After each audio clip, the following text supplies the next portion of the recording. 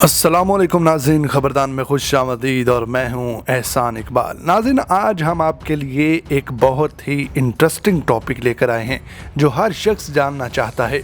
आज हम आपको बताएंगे कि पाकिस्तानी फ़ौज में अफसरान को दौरान सर्विस और रिटायरमेंट के बाद कौन कौन सी मराआत मिलती हैं। फ़ौज में मराआत का तस्वुर क्या है और क्या फ़ौज का मराआत का निज़ाम मेरिट पर मबनी है।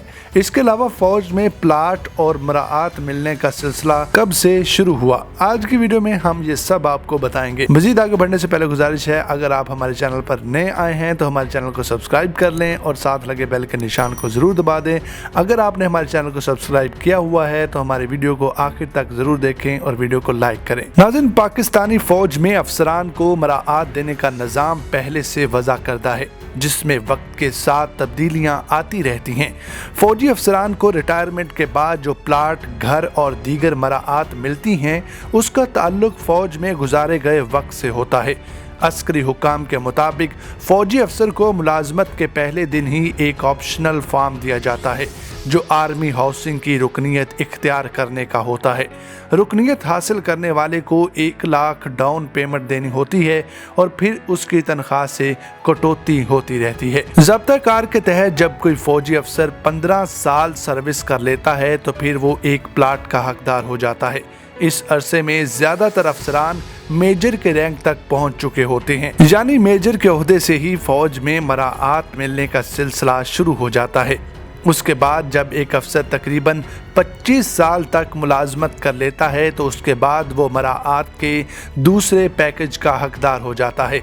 25 साल की मुलाजमत के बाद अफसरान कर्नल या ब्रिगेडियर के रैंक पर पहुंच चुके होते हैं। जब कोई ब्रिगेडियर वार कोर्स कर लेता है तो उसके बाद वो 2 कमर्शियल और 1 रिहायशी प्लाट का हकदार हो जाता है। इस कोर्स के बगैर ब्रिगेडियर 2 रिहायशी और 1 कमर्शियल प्लाट हासिल करता है। मेजर जनरल बनने से 1 इजाफी प्लाट मिल जाता है, जबकि लेफ्टिनेंट जनरल 4 प्लाटों तक का हकदार हो जाता है। ये प्लाट रिहायशी और कमर्शियल होते हैं, अलबत्ता ये मुख्तलिफ शहरों में अलॉट किए जाते हैं। एक 4 स्टार जनरल जो सर्विसेज चीफ भी बन सकता है, उससे रिटायरमेंट पर 3 सरकारी मुलाजमीन भी दिए जाते हैं।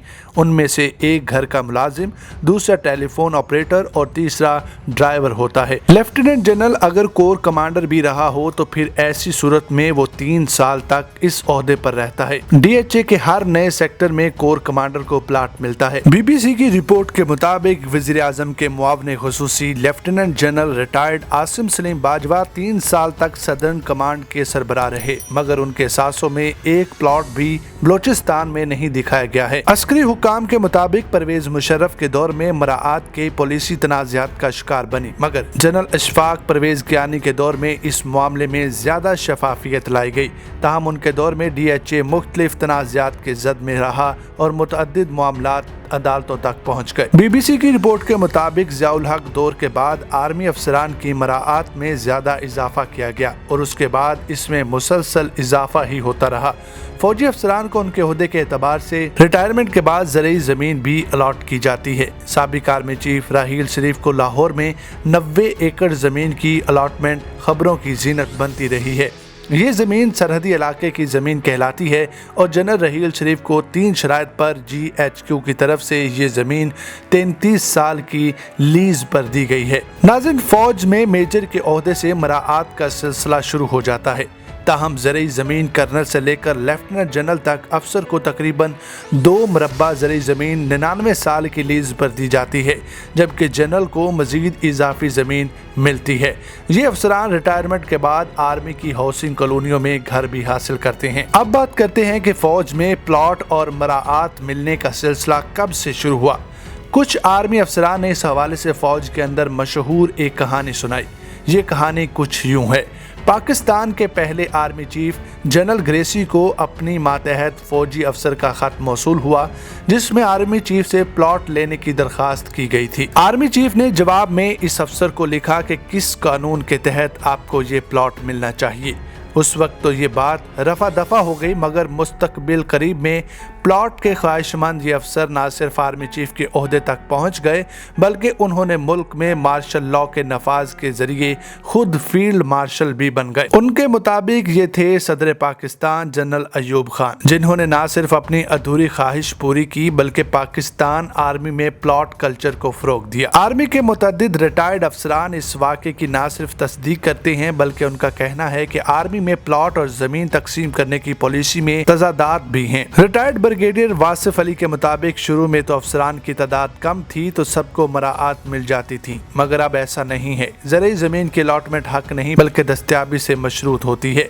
उनके मुताबिक खिदमात की बुनियाद पर मराआत का सिलसिला अंग्रेज दौर से ही जारी है। अंग्रेज दौर में खिदमात के बदले खिताबात, वजीफे और जमीन इनाम में दी जाती थी। अंग्रेज की खिदमात के बदले किसी को नवाब तो किसी को खान का टाइटल मिलता था।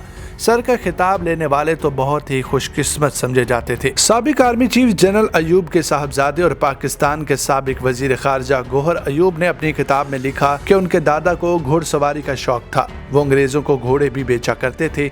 अंग्रेजों ने उन्हें फौज में मुलाजमत भी दी। वो अनपढ़ थे, मगर फिर भी अपनी खिदमात की वजह से अंग्रेज दौर में मराआत लेने में कामयाब रहे। अब नाज़रीन आपको बताते हैं कि साबिक आर्मी चीफ राहील शरीफ को किन 3 शराइत पर ज़रई ज़मीन अलॉट हुई। नाज़रीन, जनरल राहील शरीफ को लाहौर में अलॉट होने वाली ज़मीन पर दरख्त लगाने होंगे। वो इस ज़मीन पर रिहायशी स्कीम नहीं बना सकते और बवक्त ज़रूरत फ़ौज उनसे ये ज़मीन किसी भी वक्त वापस ले सकती है। जनरल अमजद शुएब के मुताबिक चूँकि जंग हर वक्त नहीं हो रही होती तो इस वजह से सरहदी स्कीम के तहत मकामी लोगों और रिटायर्ड फौजियों को ये ज़मीन अलॉट की जाती है। उनके मुताबिक इसका एक मकसद वहाँ दिफा को यकीनी बनाना भी होता है। जब फ़ौज सरहदी इलाके खाली कराती है तो फिर ये फ़ौजी अफसरान चूँ चढ़ा नहीं कर सकते और फौज सिर्फ उनको तैयार फसलों का मुआवजा देती है। जनरल अमजद शुएब इस बात से मुत्तफिक हैं कि ज़रई ज़मीन मिलने का इन्हसार ओहदे और सर्विस के अलावा ज़मीन की दस्तयाबी और हालात की साजगार होने पर भी होता है। नाज़रीन, फौज में एक और बात भी बड़े वाज़े तौर पर मौजूद है, वो ये कि कर्नल के बाद हर साल एहसासे ज़ाहिर करना लाजमी शर्त होगी।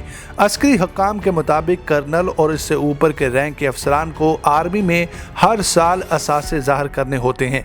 फौज में एक कमेटी इन असासों का मुआजना हर साल गुज़िश्ता बरस ज़ाहिर किए गए असासों से करती है। जनरल अमजद शुएब के मुताबिक अगर असासों में फ़र्क आए तो मनी ट्रेल मांगा जाता है। असासे ज़ाहिर करना महकमे की अंदरूनी कहानी है, लेकिन जब मराआत का सिलसिला साथ साथ जारी रहता है तो फिर असासों में इजाफे को कैसे सही तौर पर रखा जा सकता है। ब्रिगेडियर वासिफ के मुताबिक पाकिस्तान की फौज के मुतअद्दिद फलाही इदारे काम करते हैं जिनको दुनिया में एक मॉडल के तौर पर देखा जाता है। फौज में शोहदा के ख़ानदानों के लिए मराआत का भी एक निज़ाम वज़ा है और उनके लवाहिकीन को DHA में प्लॉट अलॉट किए जाते हैं। जब पाकिस्तान और इंडिया की तकसीम हुई थी तो फौजी फाउंडेशन के लिए पाकिस्तान के हिस्से में 1 करोड़ रुपए आए थे, जिसका इस्तेमाल पाकिस्तानी फ़ौज ने ज़िम्मेदारी से किया और आज मुल्क में फ़ौज के ज़ेर निगरानी मुतअद्दिद फलाही इदारे, हस्पताल, दरसगाहें, रिहायशी स्कीमें और कमर्शियल इदारे चल रहे हैं। BBC की रिपोर्ट के मुताबिक जिस तरह की मराआत पाकिस्तानी फ़ौज के आला अफसरान हासिल करते हैं, इसकी मिसाल म्यांमार और मिस्र जैसे ममालिक के अलावा बमुश्किल ही दुनिया के किसी और मुल्क में मिलती हैं। तो नाज़रीन, हमें उम्मीद है कि आपको पता चल गया होगा कि पाकिस्तानी फ़ौज में अफसरान को दौरान सर्विस और रिटायरमेंट के बाद कौन कौन सी मराआत मिलती हैं। खबरदार से फिलवक्त के लिए इतना ही। अगर आपको हमारी वीडियो पसंद आई हो तो इसको लाइक और शेयर ज़रूर करें। अगर आप हमारे चैनल पर नए हैं तो हमारे चैनल को सब्सक्राइब कर लें